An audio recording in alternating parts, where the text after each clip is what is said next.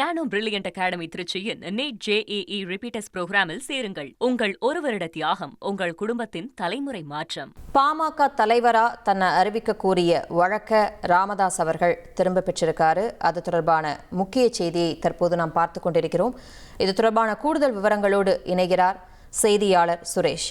வணக்கம் சுரேஷ், இந்த வழக்கை பத்தின விரிவான தகவல்களை பதிவு பண்ணுங்க. வணக்கம். அதாவது பாமக கட்சி தலைமை உரிமை தொடர்பா அந்த கட்சியின் நிறுவனர் ராமதாஸுக்கும் அவருடைய மகன் அன்புமணி ராமதாஸுக்கும் இடையே ஏற்பட்ட மோதல் காரணமாக கட்சி இரண்டு அணிகளாக செயல்பட்டு வந்தது. இந்த நிலையில இந்த பாமகவினுடைய தலைவராக தன்னை அறிவிக்க வேண்டும் என்ற கோரிக்கையோட ராமதாஸ் சென்னை உரிமையியல் நீதிமன்றத்தில் வழக்கு தாக்கல் செஞ்சிருந்தாரு. அது மட்டும் இல்லாம இந்த வழக்குல பாமக பெயரையோ அதனுடைய கொடியையோ சின்னத்தையோ பயன்படுத்துவதற்கு அன்புமணி தரப்புக்கு தடை விதிக்க வேண்டும் என்ற கோரிக்கையும் அந்த மனுவில் முன் வச்சிருந்தாங்க. மேலும் இந்த வழக்கு பாமக தலைவராக அன்புமணியை அங்கீகரித்து 2023 தேர்தல் ஆணையம் பிறப்பித்த உத்தரவையும் செல்லாதுன்னு அறிவிக்கணும் என்ற கோரிக்கையும் அந்த வழக்குல முன்வைக்கப்பட்டிருந்தது.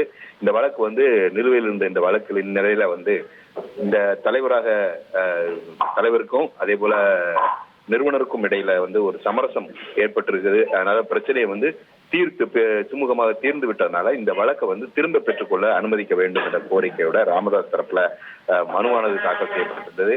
அந்த மனுவை ஏற்றுக்கொண்ட சென்னை உரிமையியல் நீதிமன்றம் இந்த வழக்கை முடித்து வைத்து உத்தரவிட்டிருக்கிறது.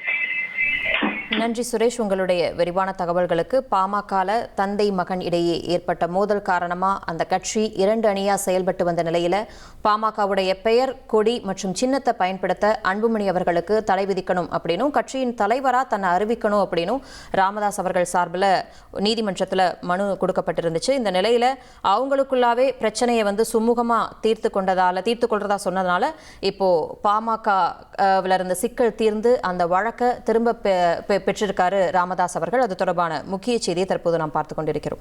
நானோ பிரில்லியன்ட் அகாடமி திருச்சியின் நீட் JEE ரிப்பீட்டர்ஸ் புரோகிராமில் சேருங்கள். உங்கள் ஒரு வருட தியாகம் உங்கள் குடும்பத்தின் தலைமுறை மாற்றம்.